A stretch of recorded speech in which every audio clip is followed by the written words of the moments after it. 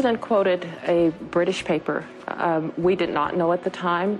No one knew at the time in our circles. Maybe someone knew down in the bowels of the agency, but no one in our circles knew that there were doubts and suspicions that this might be a forgery. Of course, it was information that was mistaken. But it was a relatively small part of the case about nuclear weapons and nuclear reconstitution. It is also the case that the broad picture about Iraq's programs was a picture that went very far back in time. Now, given what I knew about where the question had originated, and given what I knew about the way the government works, I knew that people in her circle did know.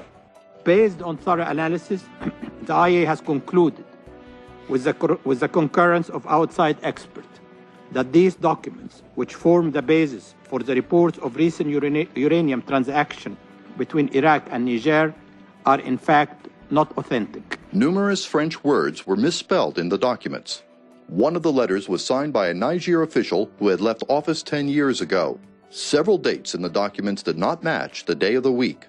Several of the names and titles of officials mentioned in the documents were incorrect. We all know that the documentation on Yellow Cake from Niger was a fake, but why doesn't anybody say who did it, who faked the document? And why don't we take another look then at the same stream of consciousness that was prevailing at that moment on the aluminum tubes and even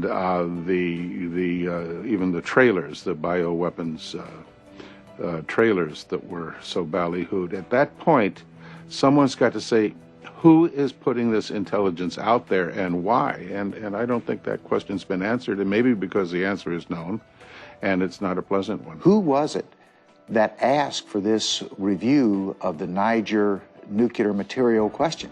It was the Vice President.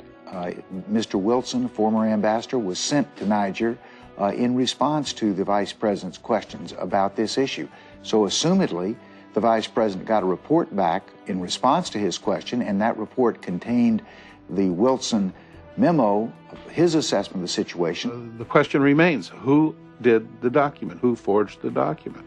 And why? The list is possibly short. Somebody ought to be able to work on that.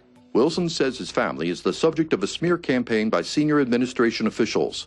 They deliberately leaked his wife's identity as a covert CIA operative, damaging her future career and compromising past missions, after he criticized the administration on Meet the Press and in the New York Times.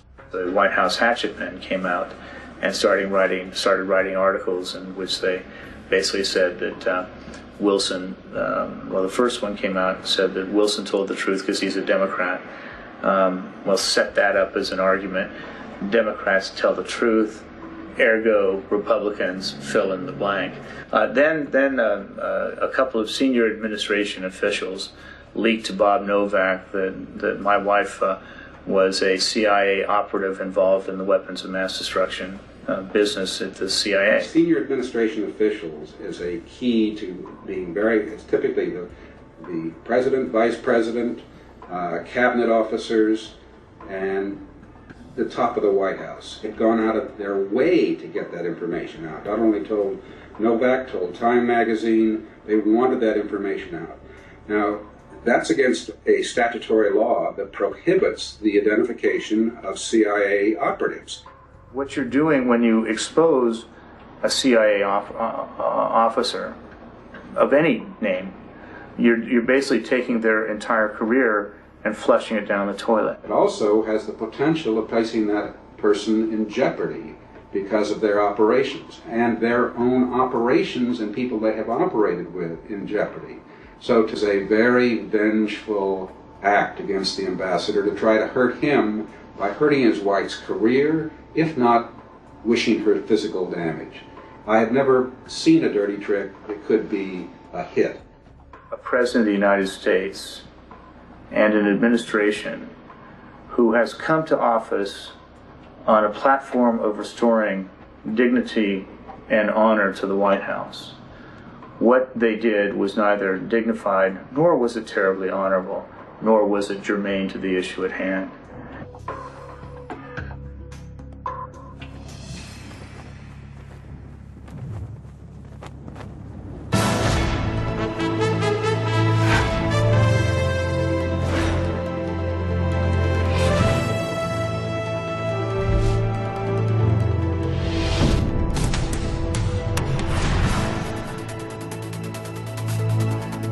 of all, it should be noted that Colin Powell's speech to the United Nations was theater, a masterful theater, effective theater at the time.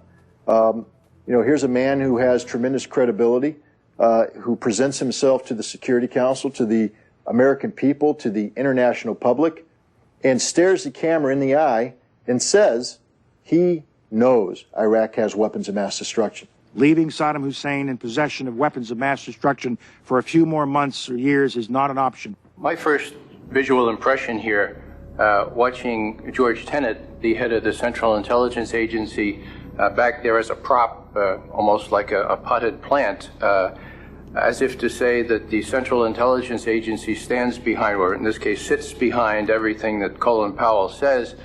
That was a terrific blow to the morale of the Central Intelligence Agency analysts. Saddam Hussein has chemical weapons. Chemical weapons, although they can be very deadly in a subway station or something like this, are not really strategic weapons. They are weapons that can kill 50, 100, 200 people, but in fact they won't devastate you the way a nuclear weapon in New York City or Chicago or someplace would be a deadly blow. Saddam Hussein has used these horrific weapons on another country and on his own people. He used weapons Saddam Hussein did back in the 1980s when the U.S. administration, the Reagan administration, was actually supporting him and allowing him to import the chemical precursors for that.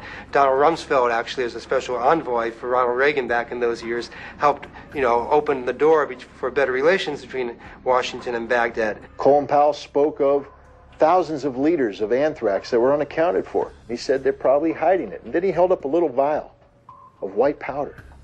And he said, a couple teaspoonfuls of white powder like this, if launched against American cities, could kill thousands of Americans. If he was truly to reflect the Iraqi capability, he would have held up a bottle of Diet Coke and said the Iraqis produced anthrax that looked like this. And it has a shelf life of 3 years. The last known production batch came out in 1991. So even if Iraq was hiding this brown sludge liquid, it would be useless today. Just a few weeks ago, we intercepted communications between two commanders in Iraq's 2nd Republican Guard Corps. If you know anything about Iraq, they have very strict communication security procedures. So you would never have military personnel speaking in the clear over a radio about sensitive subjects. On the left is a close-up of one of the 4 chemical bunkers. There were never any chemical weapons in that facility. I'm intimately familiar with that facility. I've inspected it a number of times. Other inspectors have inspected it many more times than I have. To believe they were proof is to believe the statement that Iraq would put its crown jewels in the one building or one of the few buildings that either the United States will bomb first or the inspectors will go to first. The truck you also see is a signature item. It's a decontamination vehicle. The UN weapons inspectors knew that the trucks shown by Colin Powell in those photographs were fire trucks, not decontamination trucks. I would have to comment here on Secretary of State Colin Powell's debut as an imagery analyst. It was highly embarrassing for those of us who know something about the business. We couldn't tell whether this was an honest mistake by those who now do the imagery analysis, who now report to the Secretary of Defense, unlike our day when they reported to the Central Intelligence Agency, whether that was the case or whether perhaps Colin Powell was being set up. From our point of view, we do all kinds of analysis of satellite imagery. You can't form any conclusions on what's going on inside the building. They could have been building tractors. They could have been doing nothing inside that facility. Now look at the picture on the right. You are now looking at 2 of those sanitized bunkers. The signature vehicles are gone. It's been cleaned up, and it was done on the 22nd of December as the UN inspection team is arriving. Contamination vehicles, they rotate from site to site, and so the absence of the vehicle on the second photo, which we know is the 22nd of December, could just as easily be explained by the normal rotation, because you didn't tell us the date of the first, and it was several weeks.